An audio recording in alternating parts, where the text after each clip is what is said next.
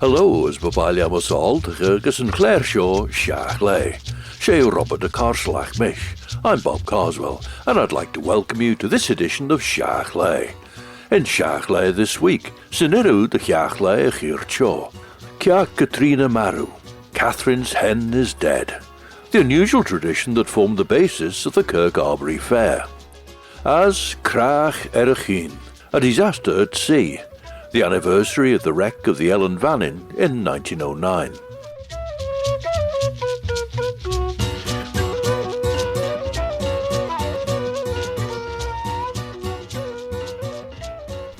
There are two events happening on opposite sides of Athol Street in Peel this Saturday afternoon, the 6th of December.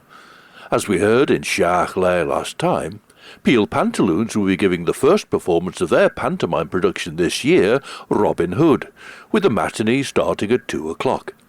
And then at 2:30 on the opposite side of Athol Street, in the Guild Room adjoining the Methodist Church, James Franklin, the online and educational resource officer for Culture Vannin, will be giving an illustrated talk about the Manx Christmas tradition of the White Boys. All are very welcome to James's talk, which is being organised by the Manx branch of the Celtic Congress. A donation of £3 will be appreciated to help cover overheads. After James's presentation, there'll be the opportunity to ask him many questions about the White Boys or to share your own reminiscences or observations about them. So that's at 2:30 in the Guild Room adjoining the Methodist Church in Athol Street, Peel, this Saturday afternoon, the 6th of December. This is a piece of music that's come to be associated with the White Boys. It's Craig Willie Sill.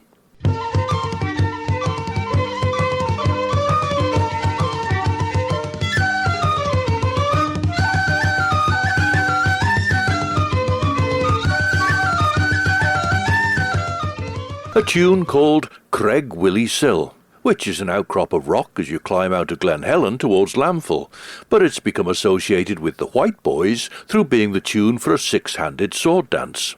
But that's not the only music that's been associated with the White Boys, and James Franklin will reveal more at 2:30 this Saturday afternoon, the 6th of December, in the Guild Room in Athol Street, Peel.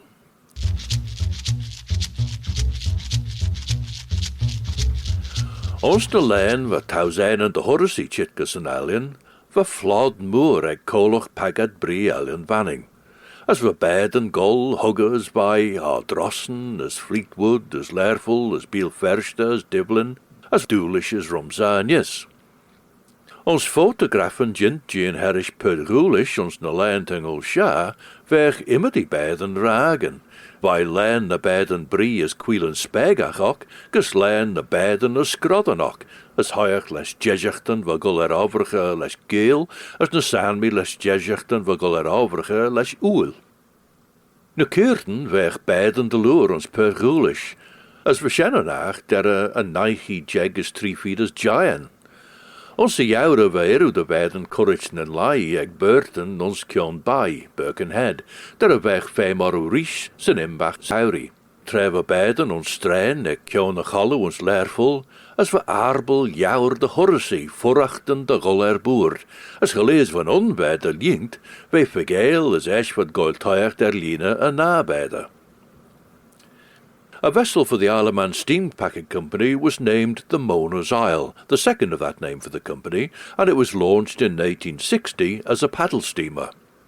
After 23 years' service, the vessel was rebuilt in Ramsey, being lengthened and converted to being propeller-driven, and it was relaunched as the Ellan Vannin. This was the vessel on which Mona Douglas said she was born in September of 1898. I wasn't expected just at that time, and Mother was crossing from Ramsey to Liverpool on the Ellan Vannin, and she got very, very seasick, and apparently this brought on the birth, and I was born before they got to Liverpool. Elsewhere, Mona mentions how an Irish doctor, Dr. Vereker, assisted with the birth. Dr. Charles Vereker was in fact the Douglas family's local physician, and it seems that the rough voyage brought forward her mother Frances's labour, but the baby was delivered by the local doctor, Charles Vereker. However, it's easy to see how the family tradition would develop the family story, with Mona being told that, well, she was practically born on the Ellan Vannin. Mona's father, Frank, had a bakery business on Merseyside, so although the family had a house at Ballarach, there was still their living to make across, and Mona has this recollection. Father should have been on board. He was going back to business by the night sailing. And we were living at Ballarach at that time, and I very often used to go out in the afternoons, and that particular afternoon I'd gone, it was a very stormy day, but not raining, and I'd gone for a walk over what we call the Dream. That's the open part that looks right out over the sea before you turn round to go down to the dune. And when I was coming back from the dune, I looked out over the sea, and I got an awful feeling of terror, really. I was scared stiff for something, and I looked out over the sea, and there was something like a great big ball of fire, seeming I didn't know what it was. So I hurried up, just trying to get home away from it, and then it seemed to sort of explode, and in the middle of it I saw something like a ship. And I had this feeling that it was something very bad. And I ran home, and I was really hysterical. I was screaming and carrying on, and really made me ill. I couldn't eat or do anything. And I was telling Father, he mustn't go tonight, he mustn't go tonight. The ship was going to go on fire. And he didn't believe it, of course, but in the end he said, oh, well, if it'll make you all feel better, I won't go tonight, I'll go in the morning from Douglas. And that's what he did. And of course, I don't know whether he knew before he went on board at Douglas, but we heard when the postman came up that morning from Douglas, they got the word, they telephoned through to say the Ellan Vannin had gone down with all hands lost. This is, of course, in reference to the loss of the Ellan Vannin in the early hours of the 3rd of December 1909. When John Conneen was working in Liverpool in the 1960s, he was very active on the folk scene and was a great friend of the Spinners. John was talking with Hughie Jones of the Spinners about the American Civil War, and Hughie was interested in the SS Douglas, a paddle steamer of the Isle of Man Steam Packet Company, the fastest ship of its day, which was bought by a secret consortium, and it turned out it was on behalf of the Confederate Navy, for whom the vessel became a blockade runner as the Margaret and Jessie. But the Margaret and Jessie was captured by the Union Navy, and then was converted into the USS Gettysburg. John lent Hughie Fred Henry's book of the history of the steam packet vessels, and Hughie came up with the new song, but not one that John had expected. Snaefell, Tynwald, Ben Macree, 14 ships have sailed the sea, proudly bearing a man's name, but there's one will never again. Oh, Ellan Vannin of the Island Man Company, oh, Ellan Vannin, lost in the Irish Sea.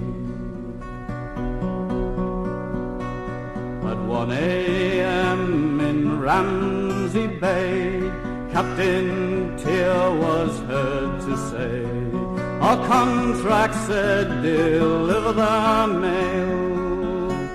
In this rough weather we must not fail. Oh, Ellan Vannin of the Island Man Company, oh, Ellan Vannin, lost in the Irish Sea. Ocean liners sheltered from the storm, Ellan Vannin on the waves was borne. Her hold was full and battened down as she sailed toward far Liverpool town. Oh, Ellan Vannin of the Island Man Company, oh, Ellan Vannin,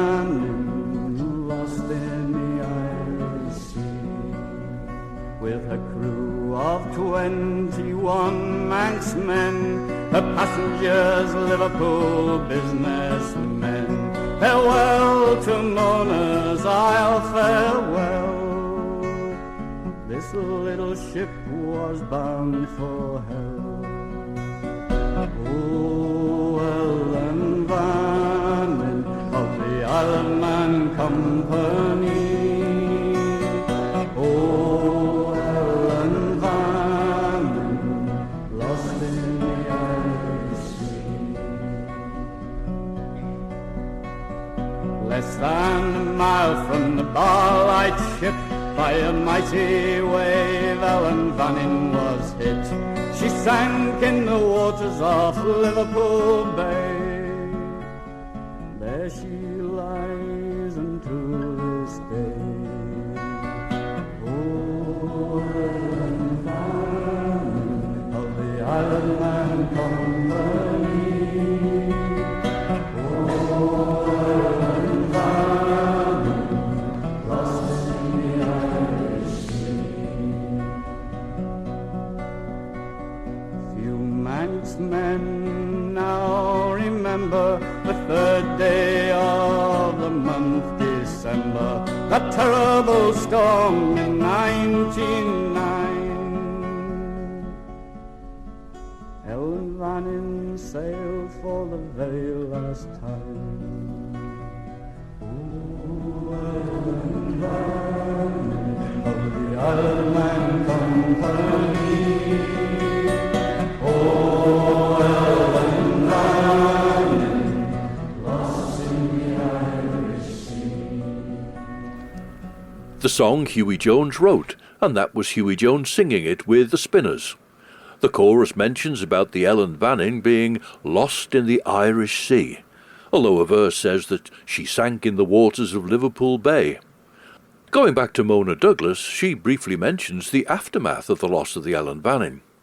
A few days after the wreck, I don't know quite how long, but I must have been crossing on one of the other boats to Liverpool, because as we went up the river, we could see the masts where she was lying against the revetment. And somebody told me, I was on deck, and somebody told me that's the masts of the Ellan Vannin. Mona Douglas's reminiscence of having seen masts sticking out of the water and being told that that was the Ellan Vannin. She mentions that it was probably only shortly after the tragedy, and in fact that would have had to be the case. Although Hughie Jones wrote that there she lies until this day, that's, I'm afraid, completely wrong. The hulk of the Ellan Vannin was quickly recognised as a danger to shipping, and the Mersey Docks and Harbour Board blew up the remains in April of 1904. However, the tragedy was in the loss of life, with 21 crew members and 15 passengers, and the passengers not by any means all Liverpool businessmen, as there were 5 women and a 10-month-old baby girl, as well as a 15-year-old youth. The Ellan Vannin was lost near the mouth of the River Mersey on the 3rd of December 1909.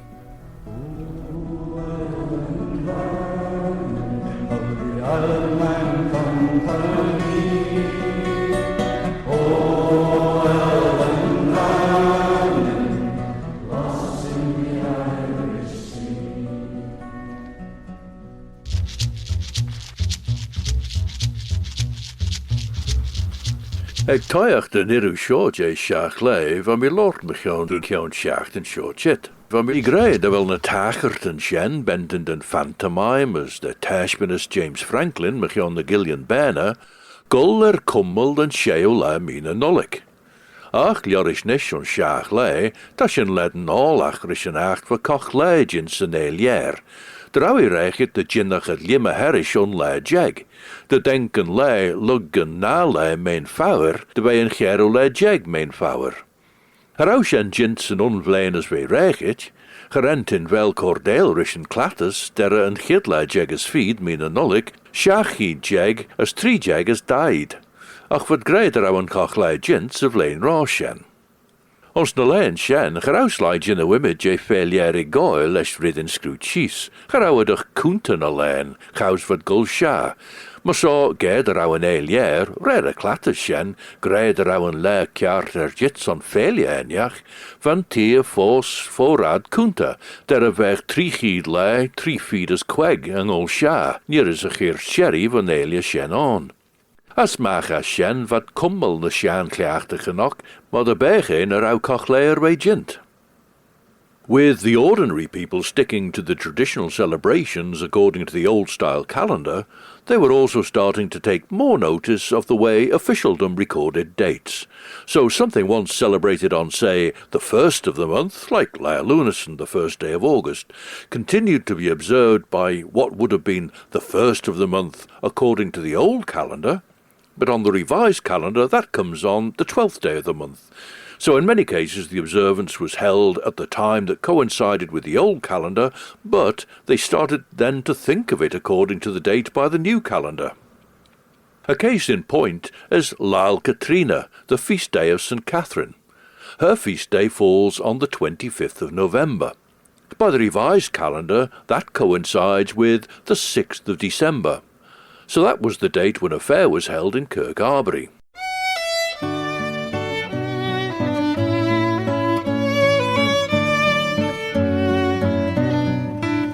So we're in Colby at the bottom of Ballakill Ferret Road, and we're here because hundreds of years ago there was a fair held here, and it was called St Catherine's Fair, and the field we're standing in now is still called the Fairfield. They would celebrate the start of the summer with Lair Column Killia, and 6 months later, when we get to winter and all of the produce is gathered in and they've had their harvests, they would celebrate again the start of the winter at the end of November, start of December.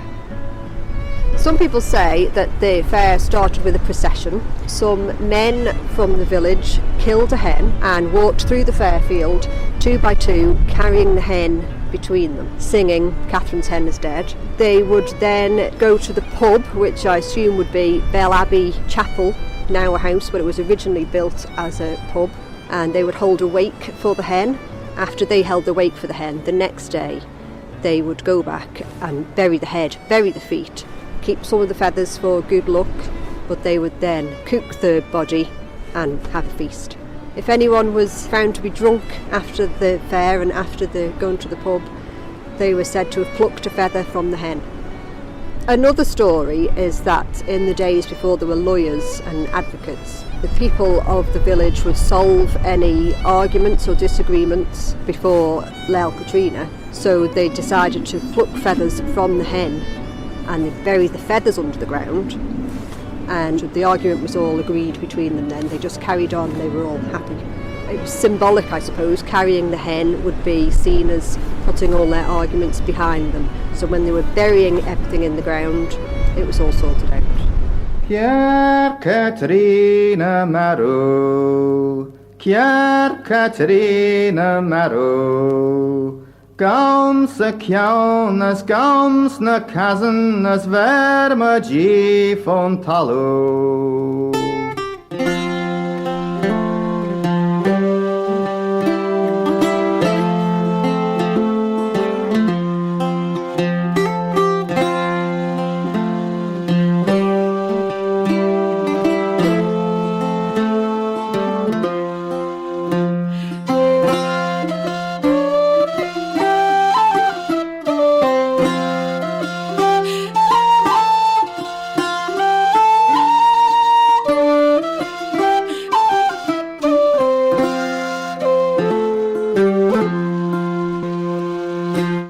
In that sequence we heard Bernard Osborne on fiddle and Peter Lum on guitar, playing a tune which is known here in the island in connection with Kirk Katrina Marrow, and which we'll come back to.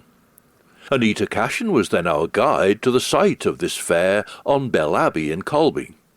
We heard Brian MacStowell singing the song the men used to raise as they made their solemn procession through the fair, and that tune was collected from John Bridson of Colby. And then we heard that longer tune again played by the band Burling Jerg.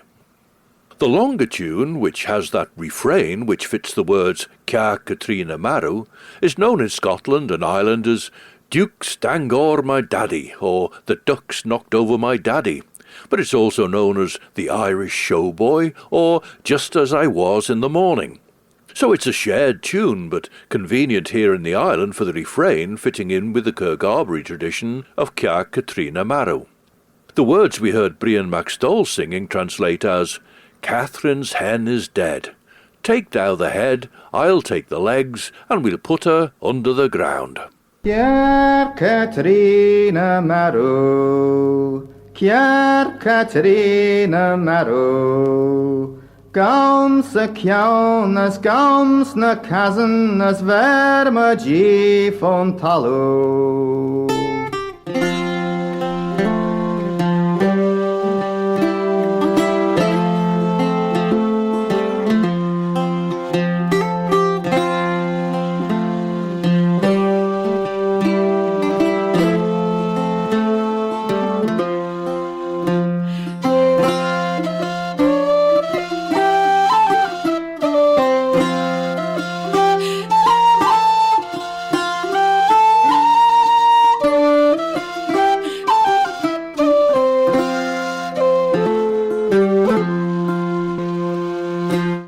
The Kirk Arbory Fair on Shiaght Laa Catriona, actually the 25th of November, but according to the modern calendar, it falls on the 6th of December.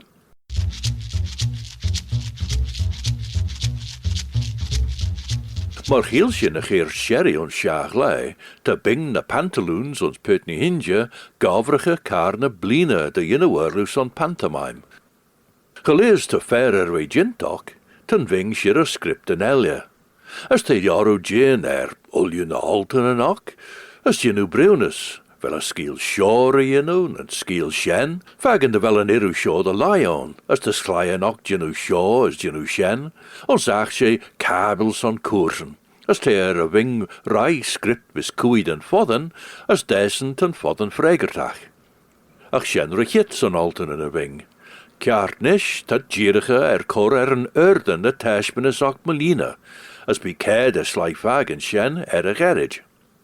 All the learning of scripts, all the practising of how to get on the stage, move about and off again, getting the comic timing right, all the dance rehearsals, the songs and the music, all those hours of hard work come together for the Peel Pantaloons who present this year's pantomime Robin Hood in performances this weekend, then more as we go into next weekend. This is what the director, Liam Reynolds, had to say about it, and we hear from Victoria Reynolds and from the chair of the Pantaloons Committee, Lisa Mellor.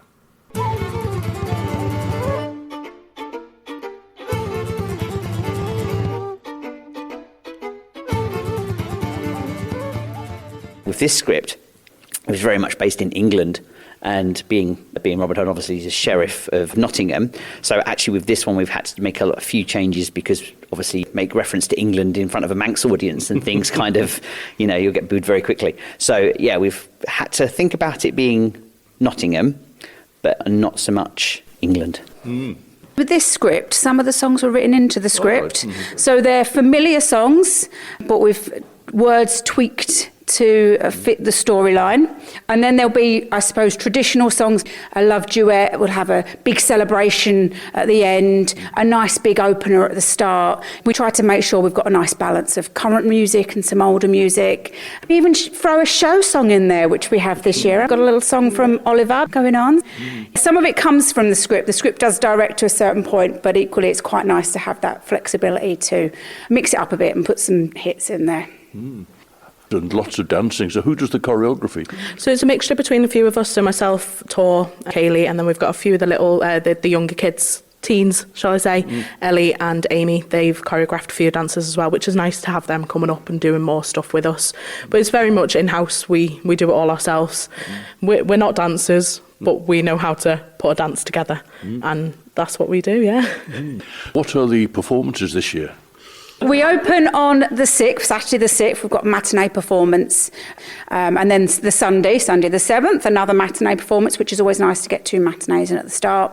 Then we'll have a little break. We'll have a Thursday evening performance, a Friday evening performance, and then on the final Saturday, the 13th, we'll have a matinee and an evening performance. So there's 6 performances altogether, 2 groups of kids, and they'll get to do 3 shows each. We've got quite a lot this year of transitions between scenes, which is working quite nicely. We've come across some situations where we need to be setting things up on stage, but things are still carrying on. There's a bit more maybe cloth movement than normal, cloths coming up and down during the show, which we wouldn't normally have. We'd have a blackout and then everything would change. But it seems to be quite nice to have this extra transition throughout the story, just to enable things to happen at the back without anyone noticing. Oh, well, the Pantaloons have been going 34 years now. Yeah, it's still going strong. And it's nice as well because the kids are growing up. Some of these kids that were here from when they were as young as 7 and are now maybe heading off to university. And the family atmosphere as well. We've got lots of families as well, which is always nice to see. So it's, just a great bunch of people. A reprise of the Peel Pantaloons from the director of this year's pantomime Robin Hood, Liam Reynolds, cast and committee member Victoria Reynolds, and cast member and chair of the committee Lisa Mellor. There's 2 o'clock matinees in the Centenary Centre in Peel on Saturday the 6th and Sunday the 7th. Then there are performances next Thursday, Friday and Saturday. So we remind you of those next time.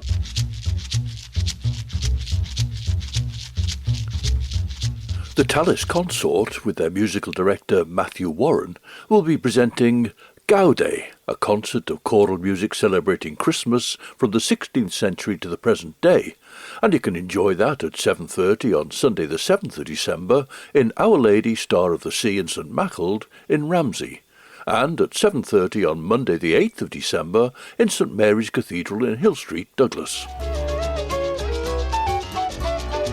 Shiaght by Shiaght Laa Shaw. That brings us to the end of this edition of Shiaght Laa.